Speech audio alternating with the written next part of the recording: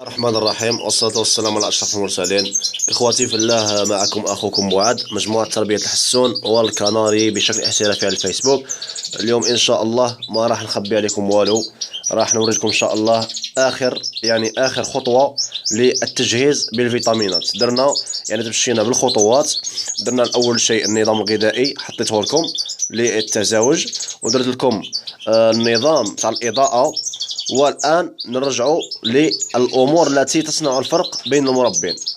الإنسان اللي يستعمل فيتامينات موثوقة وذات مصدر مليح، ماشي كما إنسان يستعمل فقط الأكل ويجهز بالأكل فقط. هذه هي الأمور اللي تزيد لنا في نسبة النجاح. اليوم إن شاء الله راح نوري لكم آخر موضوع إن شاء الله عن تجهيز الحسون للتزاوج. وبالمناسبة نشكر أخي في الله لطفي، الله يبارك ما شاء الله، من جزر الكناري، راهي يفيدنا بزاف. اخواتي نطلب منكم كأمانة تدعوا له الله في السجود تاعكم، لأنه إنسان مبروك ما شاء الله، بعث لي بعض الفيتامينات، الله يبارك في عمره إن شاء الله والله يحفظه. اخواتي راح نبدا انا لكم باش ما نطولش، ولكن تابعوا الفيديو لانه فيديو جد مهم. كيفاش راح تستعملوا هذه الفيتامينات. هذه الفيتامينات من بعد ان شاء الله كي تستعملوها الحسون، سواء انثى او ذكر، باذن الله راح يهبل تماما، وبالتالي راح تزيدوا فرصه النجاح تاعكم في التزاوج. الله ربي يكتب. طبعا اخواتي، اول فيتامين نشريوه هو تشوكي فيتامينيكو. هذا مثل ما ترون، هذا اخواتي تشوكي فيتامينيكو، هذا فيتامين جد قوي. كيفاش نستعملوه؟ انا راح نبدل لكم اخواتي في البروغرام، في البرنامج، كيف تجهزون الحسون. هذا في اخر الشهر قبل التزاوج، مثلا باقي لنا شهر على دخول الرابع، هذا نستعملوا هذا البرنامج. نجيبوا لتر من الماء اخواتي، قرعه هكذا، نديروا فيها لتر من الماء، ونديروا فيها 10 قطرات من تشوكي فيتامينيكو. هذه اول خطوه. نستعملوا هذا الفيتامين لمدة 4 أيام، 4 أيام متتالية، باش الحسون تاعنا نعطيوه جميع الفيتامينات اللي الجسم تاعو راه محتاج لها. وكي نعطيوه الفيتامينات معناها أنه راح يجهز، لأن الحسون بطبيعة الحال يحتاج للفيتامينات فقط. كي يحتاج الفيتامينات خلاص راح إن شاء الله نكسبوا كوبلور. طبعا خوتي، هذا نديرو 10 قطرات في 1 لتر من الماء. اللي عنده ما عندوش بزاف عصافير، يدير فقط نصف لتر ماء، ويدير 5 قطرات. 5 قطرات نعطيوه لمدة 4 أيام كاملة، ونوضعوه في مشربية مثل هذه فقط، لأنه راه البرد الآن، باش ما نضيعوش بزاف. تعمرها حتى للحد وتعطيه يشرب منها عادي مدة 4 أيام متتالية. من بعد هذه ال4 أيام إخواتي نعطيوه 3 أيام راحة، 3 أيام راحة، نعطيوه الماء فقط. قلنا تشوكي فيتامينيكو نعطيوه 4 أيام، من بعد هذه 4 أيام نعطيوه 3 أيام راحة. الآن إخواتي هناك خطر على الحسون. علاش؟ لأنه راح نستعملوا فيتامينات بزاف، الكبد راح يخدم بزاف، وبالتالي الكبد تاعه إذا ما عطينالاش شيء يساعد الكبد تاعه، فيه فرضية أن الكبد راح ينضر. لهذا إخواتي واش نستعملوا كالسيكولينا بي. هذا ما شاء الله راح نوريه لكم. كالسيكولينا بي إخواتي، سامحوني نصور. هذا إخواتي كالسيكولينا بي، هذا منتوج رائع جدا مثل ما ترون. هذا إخواتي، هذا الكالسيكولينا بي إخواتي يحتوي على المغنيسيوم، يحتوي على الزنك، يحتوي على الكولين التي تفيد الكبد تاع الطائر، يحتوي على الميثيونين، يحتوي على البيوتين. هذا راح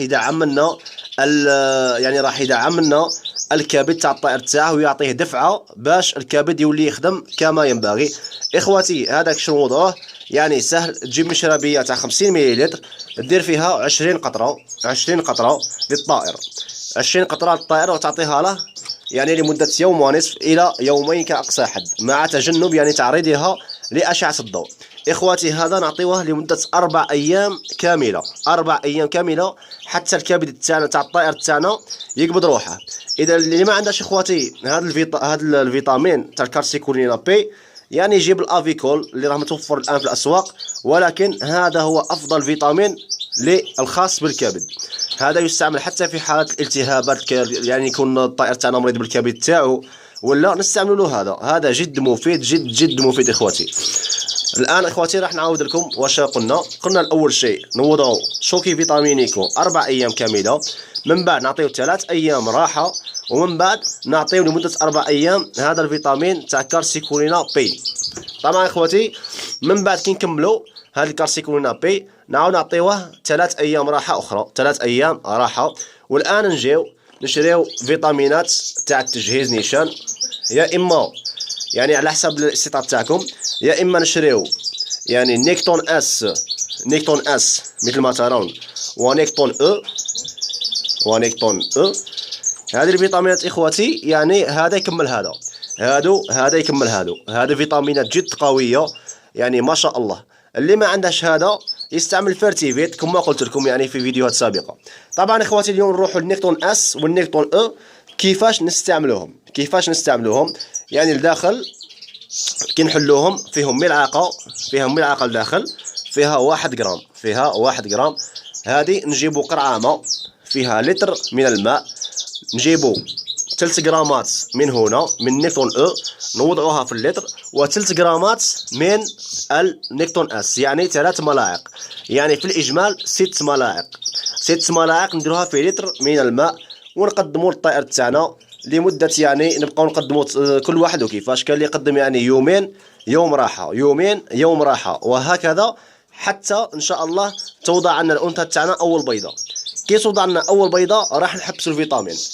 وايضا اخواتي اللي ما عندهش يعني هاد النيكتون او والنيكتون اس يشتري الفيرتيفيت كما نعدت لكم اخواتي. يعني توضعوا كما اللي قلت لكم، يعني مثلا لانه الفيرتيفيت يعني اقل، هذا النيكتون او النيكتون اس اقوى من الفيرتيفيت مثلا نستعملوا 3 ايام ويوم راحه، لانه علاش استعملنا فيتامينات بزاف في هذه الحاله، بالمعنى الكبد راه عليه لاشارج كثر، وبالتالي يعني نقصوا شويه، نبقاو نعطيو ثلاث ايام ويوم راحه حتى الانثى تاعنا توضع لنا اول بيضه. يعني في نهايه الشهر اخواتي باتباع هذا البرنامج باذن الله في اول نهار تاع التزاوج راح تشوفوا نتائج جد مرضيه باذن الله. يعني الانثى تاعكم راح تهبل تماما والذكر ايضا، وبالتالي كي تدخل راح تشوف نتائج ما شاء الله الله يبارك. اخواتي هذا الفيتامين هذا ما عطرتكمش عليه، هذا يعطوا له ابراميني شوك بي. هذا فيتامين جد قوي.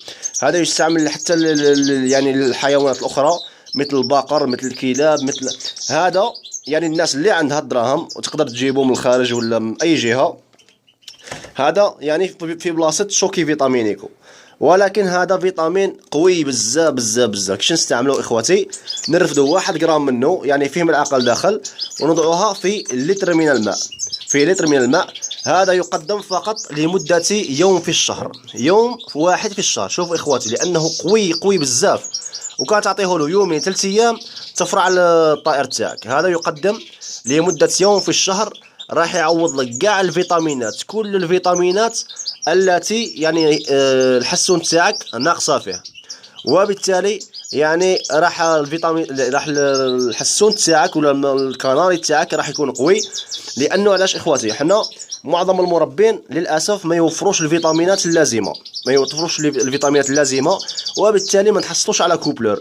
لانه باش تحصل اخواتي على مقرين كوبلور ولا كناري كوبلور ولا اي طائر كوبلور، ماشي فقط تعطيه الفيتامين او وتقول لي هذا يساعد في التجهيز، لا، يلزم تتوفر كل الفيتامينات باش يجهز لك. لانه اذا توفر فقط الفيتامين او وما توفرش الاخرين ما راح تكسب كوبلر، ولا راح تكسب يعني طائر ضعيف، وبالتالي يعني النتائج تكون غير مرضيه. ولكن باتباع هذه النصائح ان شاء الله تعالى باذن الله الانثى تاع الحسون راح توضع لك 6 بيضات، وباذن الله راح يكونوا كلهم مخصبين، كلهم ملقحين. لهذا اخواتي مثل ما قلت لكم يعني تتابعوا النصائح، مثل ما يعني تتابعوا الفيديو من الاول، يعني جيبوا ورقه وستيلو وكتبوا يعني دونوا المعلومات اخواتي، والله لانها معلومات جد مهمه. وهذه يعني راهم يستعملوها الاخوه في الاسبان، يعني الاسبانيون، واخواتنا تما اللي راهم ما شاء الله اخي لطفي وبعض الاخوه راهم يجيبوا لنا المعلومات، الله يكثر خيرهم، وخاصه الاخ لطفي بارك الله فيه، والله يجازيه كل خير. ودعيوا له الله اخواتي، دعيوا له الله، دعيوا له الله، انسان مبروك ما شاء الله عليه، الله يبارك فيه ويبارك في الطيور تاعو، ونتمنى له كل خير ان شاء الله. اخواتي نتمنى ان شاء الله تكونوا استفدتوا، وخوتي راكم تشوفوا للاسف الفيديو راه طويل، راه معمر معلومات، كاين ناس راه تطلب مني نصغر الفيديوهات، ولكن للاسف اخواتي احنا الاوقات تاعنا تاع العرب راه ضايعه في الشكل، راه ضايعه في الشكل، ماذا بينا اخواتي نستغلوها في اتخاذ المعلومات. هذا ما كان اخواتي، نتمنى الاستفاده للكل، والسلام عليكم ورحمه الله تعالى وبركاته.